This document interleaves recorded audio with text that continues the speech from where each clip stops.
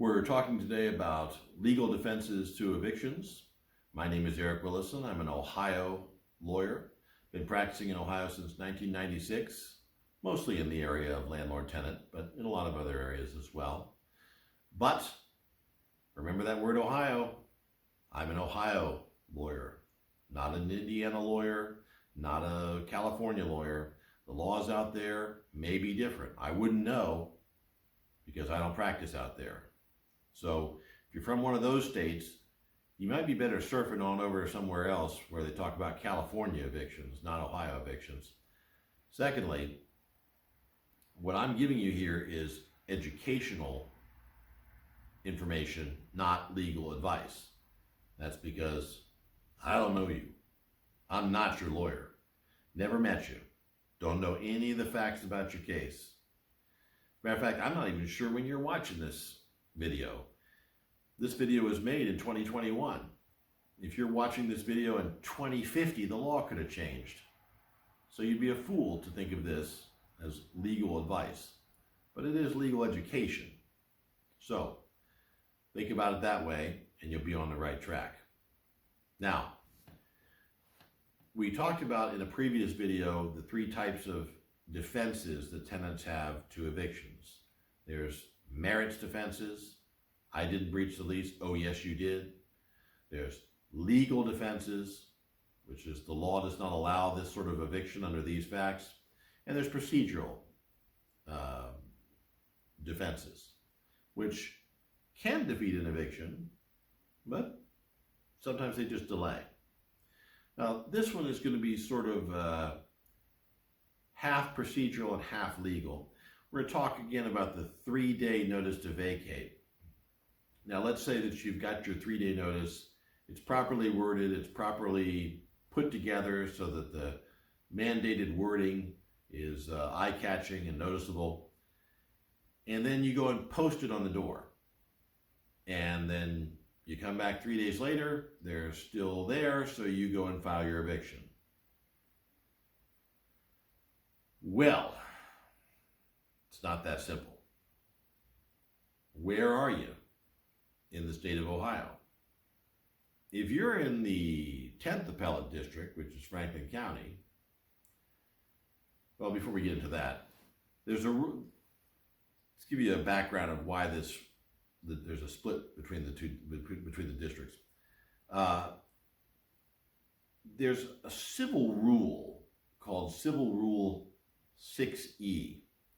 Now, the rules of civil procedure, that's a class you take at law school, and a little hard to understand until you're really, really, really smart civil procedure teacher, a guy named Bradley Smith, who then went on to become chairman of the Federal Elections Board, or Federal Elections Commission, sorry. He walks in on the first day, and he's got the kids' game, Chutes and Ladders. And he says, my daughter loves this game. And you just take the top of the box off, and you look on the inside of the box, and here's the rules to the game.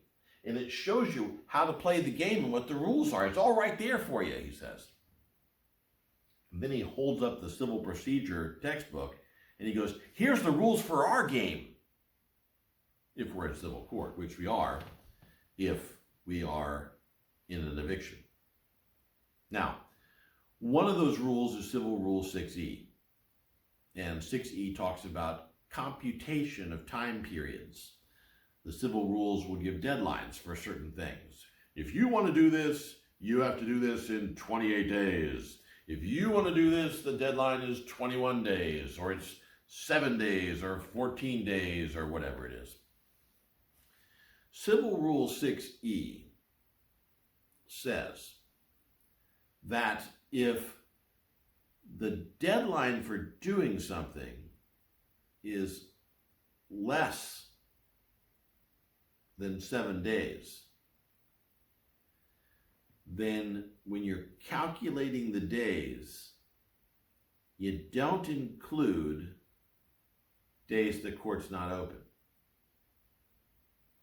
But if it's more than 7 days, 7 days or more, then you do calculate the weekend. So if you've got 14 days to file your motion, then you just count on the calendar, Saturday, Sunday, Monday, and then it's all the 14 days. And the only difference is that when it ends on a Saturday, you get until the next Monday or the next day the court's open. But with evictions, you got this 3-day notice to vacate.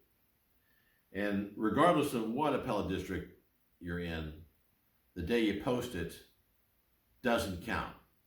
Because by definition, the day you post it is not a full day. Because even if you got there right at the stroke of midnight, and even though it hadn't even quite turned 12 o'clock and 1 second yet, there's still a half second of that day you're missing, or a quarter second of that day you're missing. So the day you post it doesn't count.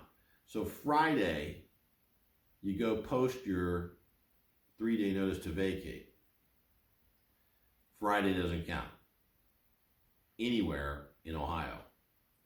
So if you're in the 5th District Court of Appeals and the districts that follow the 5th District on this matter, your 3 days are going to be Saturday, Sunday, Monday, and you can file your eviction on Tuesday because those are your 3 days. But if you're in the 10th District and the districts that follow the 10th District, then